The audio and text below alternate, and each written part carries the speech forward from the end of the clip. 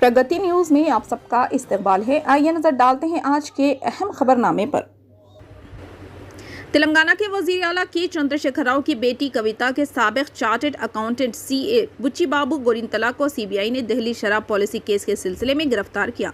Enforcement directorate और CBI ने दावा किया है कि दिल्ली की एक्साइज ड्यूटी पॉलिसी पर नजरसानी करते हुए साउथ ग्रुप के नाम से मशहूर लॉबी की मिली भगत और रिश्वत से मुताल्लिक दिल्ली के एक्साइज पॉलिसी में मुबैना बेज़ाब्तगियां पाई गई थी। एजेंसी का कहना है कि इस ग्रुप में तेलंगाना की हुक्मरां भारत राष्ट्रीय समिति की कविता, आंध्र प्रदेश की हुक्मरां वाईएसआर कांग्रेस के रुकने पार्लियामेंट मंगता श्रीनिवासुलु रेड्डी और अरबिंदु फार्मा के शरत रेड्डी शामिल है।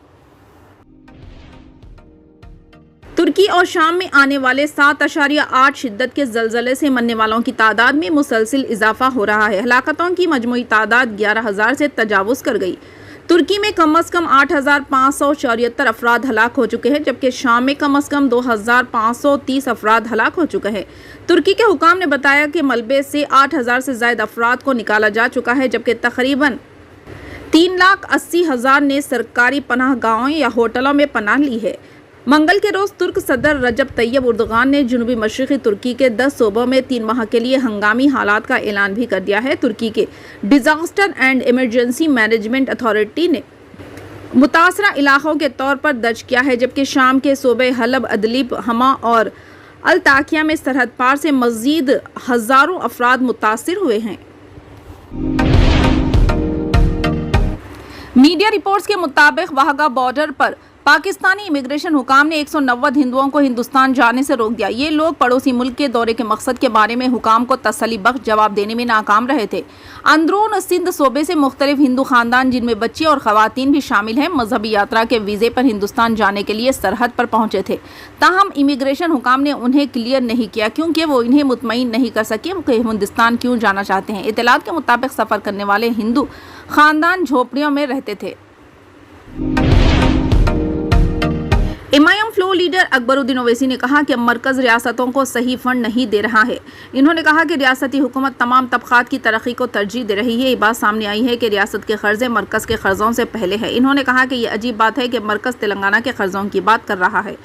एमएलए अकबरुद्दीन ओवैसी ने कानून साज असम्बली में बजट पर बहस शुरू की। इन्होंने वजीर हरीश राव को 9.90 लाख करोड़ रुपए का बजट पेश करने पर मुबारकबाद दी। इन्होंने तनकीद करते हुए कहा कि मरकज की तरफ से वाजिब अलादा रकूम तकसीम कारी एक्ट के मुताबिक नहीं आ रही है। इन्होंने बरहमी का इजहार किया कि मरकजी टैक्स का सिर्फ 2/3 हिस्सा आंध्र प्रदेश और 1/3 तेलंगाना को दिया जाता है। कुछ लोगों ने मशवरा दिया है कि मरकज को मजहब के नाम पर जहर उगलने के बजाय रियासत को मिलने वाले फंड पर खड़ा होना चाहिए। वजीर सबिता इंद्रा रेड्डी ने कहा कि सीएम केसीआर की ख्वाहिश है कि जी से पीजी तक मुफ्त तालीम की जाए। इन्होंने कहा कि वो गुरुकुलों में सीटों के मुकाबले कर रहे हैं। इन्होंने कहा कि रियासत भर में 1200 से ज़्यादा गुरुकुलों को इंटर कॉलेज के तौर पर अपग्रेड किया गया है। वजीर सबिता रेड्डी ने कानून साज कौंसिल के अरकान के पूछे गए सवालात के जवाब दिए। जूनियर कॉलेजों में तलबा की तादाद के मुताबिक डिग्री कॉलेज कायम किए जाएंगे। इन्होंने कहा कि निजामाबाद जिले में 6 सरकारी डिग्री कॉलेजेस में और वहाँ 7,000 तलबा ज़ेर तालीम है। इन्होंने कहा कि वो रिपोर्ट ले रहे हैं कि हर हल्के में कितने कॉलेजेस की ज़रूरत है। इन्होंने कहा कि रियासत में खवातीन के 56 डिग्री कॉलेज पहले ही कायम हो चुके हैं।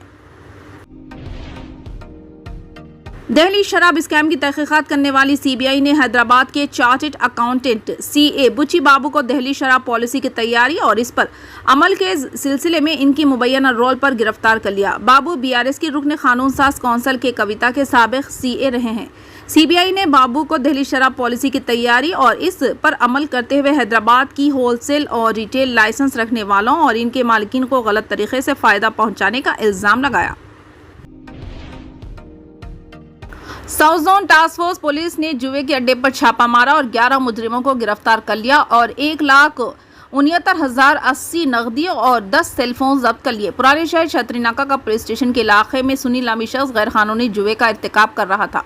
जुआरियों से कमीशन वसूल करके एक घर में गैर कानूनी गेमिंग करवा रहा था। इतना मिलने पर south zone task force police ने छतरीनाका पुलिस के साथ मिलकर छापा मारा और 11 अफराद को गिरफ्तार कर लिया। इन्होंने नकदी के साथ सेलफोन जब्त किया और south zone task force police के मजीद तहकीकात के लिए इन तमाम को छतरीनाका पुलिस के हवाले कर दिया।